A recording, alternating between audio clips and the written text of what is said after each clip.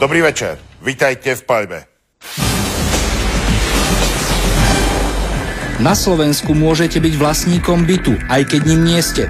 A nájomníci, tí môžu akurát vypadnúť na ulicu. Žijeme ako slušní ľudia a v podstate sa stávam bezdomovec. Akého dôvodu? Rodina Imricha Kapolku zo Žiliny prežíva absurdnú situáciu. Peklo zo života im nespôsobuje iba zdravotné postihnutie, ale aj istá vplyvná osoba. Tá sa pred 3 rokmi začala považovať za vlastníka bytu, v ktorom Kapolkovci bývajú takmer 50 rokov. Raz nás tu kontaktoval akože cez dvere, že ja som nový vlastník, môžete vypadnúť.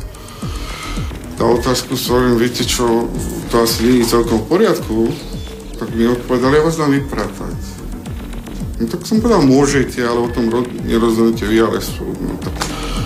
Zisťujeme, že osoba, ktorá rodine Kapolkovcov nedá spávať, je tajomník Slovenského rybárskeho zväzu Ferdinand Baláš.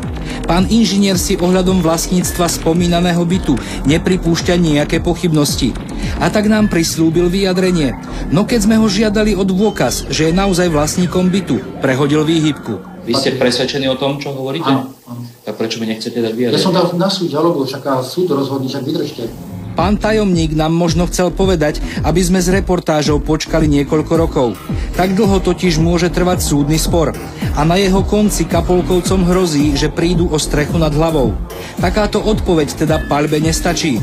Hlavne potom, ako sme sa dostali k informáciám, ktoré minimálne spochybňujú vlastnícke nároky pána tajomníka. Pán Baláš nadobudol spoluvlastnícky podiel na podielnickom dome, v ktorom sa okrem iných nachádza aj práve byt manželov Kapolkovcov, a z dostupných listín mi nie je zrejmé, na základe čoho by práve byt manželov Kapolkovcov mal prislúchať tomu spoluvlastníckemu podielu, ktorý má pán Baláš v tejto nehnuteľnosti. Pred 3 rokmi som od vlastníkov, ktorí zdedili tento byt, som ho kúpil, normálne kúpno-predajnou zmluvou. Po odkúpení tohto bytu som navštívil pána Kapolka, som mu doniesol list vlastníctva, som mu oznámil, že som vlastníkom a bol by som rád, keby si riešil svoju bytovú otázku. On si kúpil podiely v tomto dome a to môže byť kdekoľvek. Prehlásil, že tento byt patrí tým podielom. Na základe čoho? Na základe čoho? Na základe čoho? Nepochopiteľné. Asi osobný pocit. Nejaký list vlastníctva na spomínaný byt pán Baláš asi nemá. Dokazuje to výpis katastra nehnuteľností. V časti B je žilinský rybár uvedený len ako vlastník podielu. Vlastník podielu, ktorému zodpovedá byt. V časti B to tam nie je. To tam je. Tajomník rybárskeho zväzu podľa všetkého rozhadzuje siete, ale do prázdnej vody. Legálne totiž kúpil iba podiely. A tie podľa zistení Paľby kataster nikdy nepriradil bytu Imricha Kapolku. V tomto dome totiž neboli ani len vymerané. Tak to znamená, že správa katastra k tomuto dňu nemá žiadny legálny dokument, ktorý by presne špecifikoval, ktoré podiely patria ktorému bytu. Nie. Podľa listu vlastníctva, tak ako je postavený, nie. Nie je tu nikde nič také. No dobre, aj keď není, tak čo to mení? Pán Kapolka je vlastníkom akého podielu? Je pravda, že pán Kapolka býva v podielnickom dome dosiaľ ako nájomník. Od roku 2006 sa ale bezvýsledne snaží odkúpiť byt, respektíve podiely.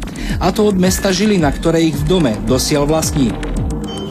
Zaujímavé je, že v tom roku 2006 mesto začalo s odpredajom tých bytov, respektíve odpredajom spoluvlastníckych podielov iným nájomcom v tom dome, respektíve aj tretím osobám, ktoré v tom dome nikdy predtým nájomný vzťah nemali. Mesto to proste urobilo, akurát voči mojim klientom sa tak nestalo. Nehnuteľnosti mesta, o ktoré tu ide, spravuje spoločnosť Biterm, no za jej múrmi akoby spievali pesničku pána Baláža. Na žiadosť Kapolkovcom odpísali, že mesto Žilina nie je vlastníkom bytu, v ktorom bývajú. Ich žiadosť o kúpu podielov úradníci ignorovali. A tunajšiu aroganciu sme pocítili aj my na vlastnej koži. Nemám záujem. O čo nemáte záujem? O televíziu Marky Zárečnej problémov. A prečo? S televíziou. No, lebo nemám záujem. A to na základe čoho tvrdíte? No lebo nemám záujem komunikovať s médiami. Biterm vyvesil oznam, že bude vymeriavať byty za účelom budúceho predaja. Všetci sme sa potešili, však sa budú predávať byty, bude to super. Sprístupnili sme im byty, oni to všetko vymerali, ale budúci predaj sa uskutočnil, ale nie pre nás. Byterm od roku 2005 stihol v dome predať časť bytov. A to aj ľuďom, ktorí v dome nikdy nebývali a tiež nikdy neboli podielníkmi. Natíska sa otázka, podľa akých kritérií sa tu byty rozpredávali.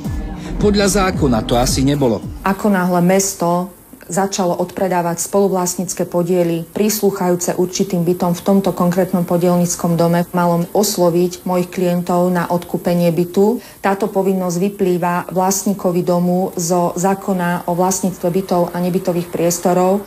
Je ale zarážajúce, že dosiaľ neexistujú výmery, ktoré by podiely v dome oficiálne rozdelili na konkrétne byty. A tak nikto z nových či starých vlastníkov nemôže vedieť, či býva v správnom byte. Nie je to náš problém ako správcu. Prečo to nie je váš problém? Pretože to nie je náš problém. Ale na základe čoho my toto tvrdíte?